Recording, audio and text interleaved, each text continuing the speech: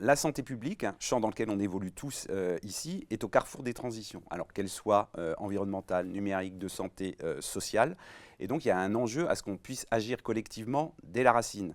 Qu'est-ce que ça signifie? Ça signifie qu'on soit en capacité d'identifier des problématiques qui soient propres aux territoires dans lesquels on est amené à évoluer et qui embarquent ce qu'on appelle un triptyque, dans lequel on va retrouver des décideurs locaux, potentiellement des grandes administrations.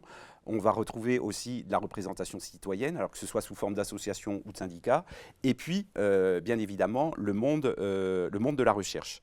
Il y a un enjeu pour nous tous ici d'investir ce que je qualifierais moi d'espace hybride. Alors il en existe tout un tas. Je peux donner un exemple.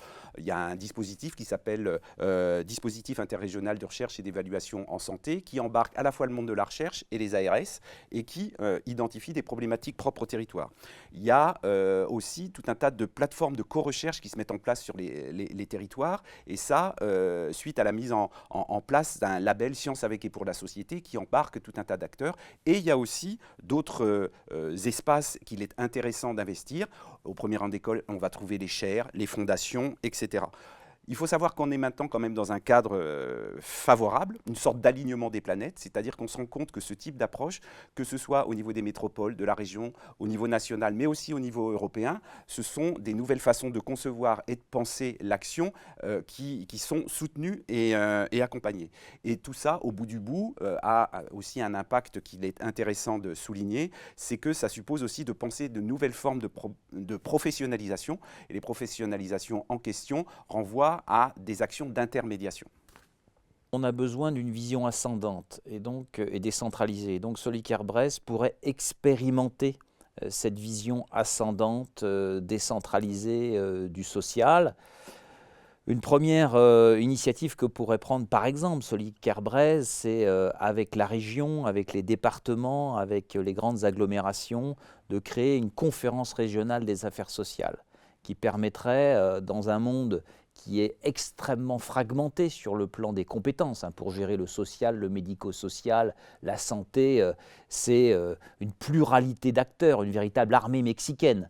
Donc on a besoin de coordination et de coopération.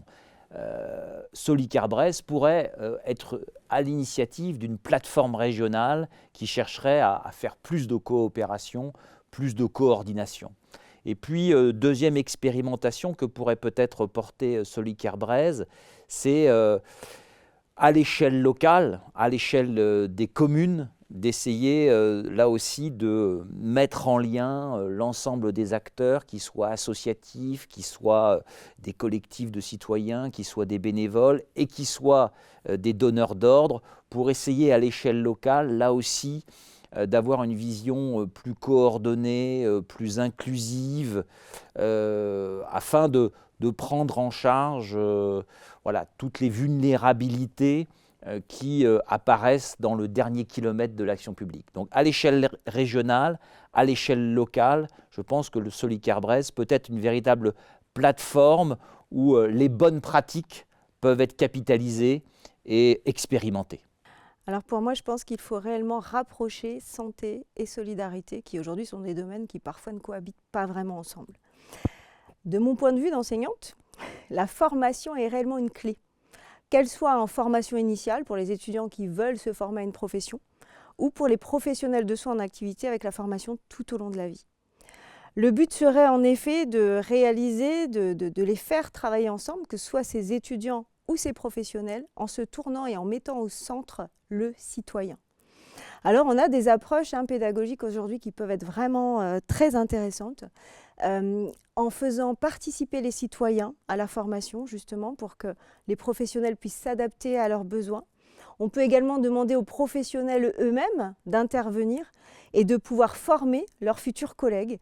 Et tout ça, je pense que c'est une des clés de la transition aujourd'hui sociétale vers laquelle on doit aller pour rentrer réellement dans le prendre soin de notre population.